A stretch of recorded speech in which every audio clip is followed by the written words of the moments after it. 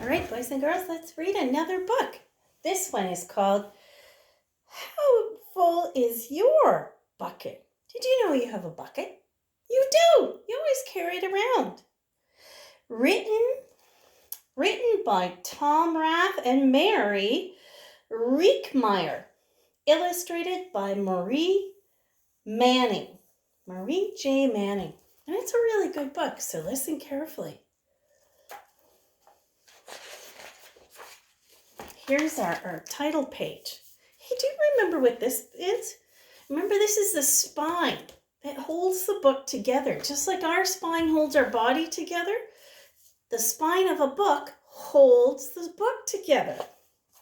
This is the front, the back, and the spine of a book. Our title page. How full is your bucket? For kids.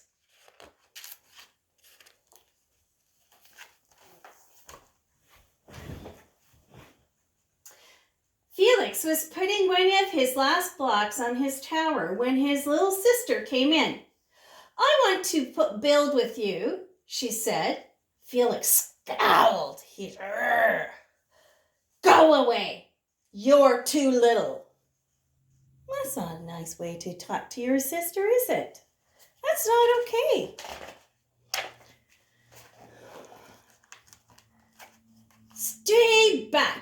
You'll knock it over. I'm big, said his sister. I can be very careful.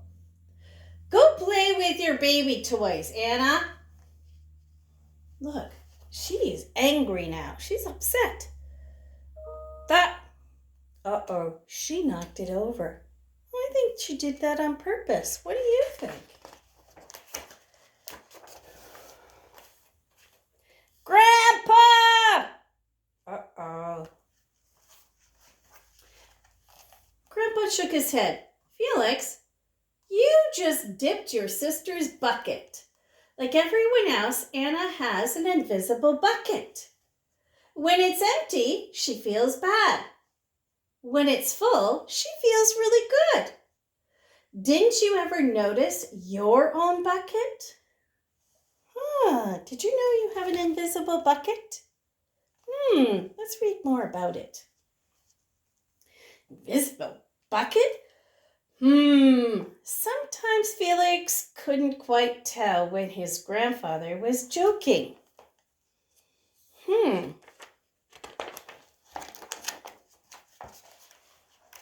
But the next morning when Felix woke up, there it was, a small gray bucket floating above his head. See his little bucket?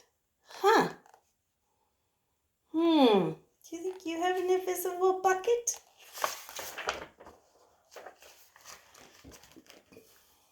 When Felix came down to have breakfast, his mom was in a hurry. I've got a meeting this morning, and it's almost time to go. Anna, sit still. How do you think that made his bucket feel? Let's find out. Felix slipped, and cocoa wheats scattered all across the floor. Felix, yelled his mom, you should have used the stool to reach that. Felix could feel his bucket tip, and a big invisible drop spilled out. Drip, drip. Ha ha, Anna laughed as she scrunched the cereal with her shoes. Drip, see it dripping out?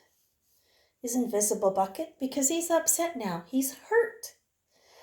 Get the broom and clean that up before you miss the bus, scolded Mom. With the school bus honking, Felix quickly swept up the cocoa wheats and grabbed the last blueberry muffin. But before he could ever take one bite,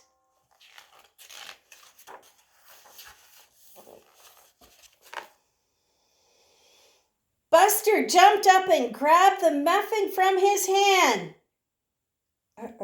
Look, his bucket's dripping water again. He's feeling very sad. He's had a rough morning, hasn't he? Drip. Hey, look at Felix's new bucket backpack. My baby brother has one just like it. Uh-oh, so now he's being teased. You know, when we tease people, even if we think it's funny, it makes their buckets tip over and they lose some of water in theirs. We want people to feel good. Psst, Alex, psst. Drip. See how they're telling secrets? Boys and girls, it's never okay to tell secrets about others. It makes them feel bad. So we want people to feel good. Watch out, Shrimp. Drip. Uh-oh, more teasing. Even teasing our brothers and sisters sometimes hurts. It was still morning and Felix's bucket felt almost empty. Look at it. His invisible bucket is almost empty now. As he watched his classmates walk into the room, he secretly hoped they would trip and fall. That's what it feels like when you have an empty bucket. When you have an empty bucket, you feel bad about yourself, but also about others. And this is why we need to make sure everyone's buckets are full so they feel safe and loved and cared about. Felix slumped in his seat, waited for something else bad to happen. Mrs. Bumbernickel walked slowly to his desk and handed him a paper. He could hardly bear to look. Felix, you wrote a wonderful story. Would you please share it with the class? Oh, see how the bucket's now filling up? There's a big, huge drop that went in the bucket because he feels good about himself. Felix grinned and felt a big drop land right in his bucket. Drop, plop, plunk, drop.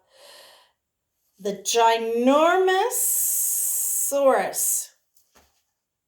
Oh, the Giganotosaurus, who wanted a pet. By me, Felix. The class grew quiet, laughed at the right places, and oohed at the scary parts. When Felix finally finished and said, "The end," everyone clapped. Even Emily, who sat next to him and didn't usually like dinosaurs. Felix felt the whole shower of buckets land in his bucket. Maybe the day wouldn't be so bad after all.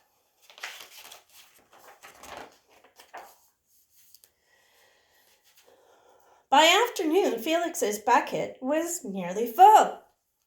At recess, when he looked around, Felix suddenly realized that his grandpa was right. Everyone else had a bucket too.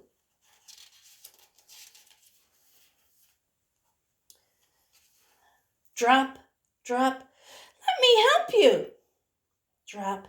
Here's your baseball. Catch. Thanks, dude. Drop. Drop, drop. Hi, Felix. First day? Yeah, I'm Amy. The strange thing was that for every drop he helped put in someone else's bucket, he felt another drop in his own. See, helping others, including our mom, our dad, our grandmas, or even our brothers and sisters, they all make us feel good too. Those help us fill our buckets too. When Felix burst in the door after school and shouted, "You were right, Grandpa, I do have a bucket, and I understand how it works." Then he saw Anna's torn doll. "Bad dog," he almost scolded. But then he thought, dogs might have a bucket too. "Your doll will be okay, Anna," said Felix. Mom will fix her."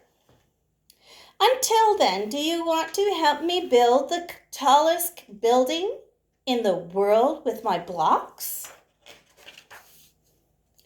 And so they did. So he helped fill his sister's bucket too. You know, boys and girls, we need to make sure that we're filling each other's buckets, even at home. Right now, we're all at home and doing things at home with our families. So it's very important that we make sure everyone feels good. And even if somebody is in a grumpy mood, how can you help them?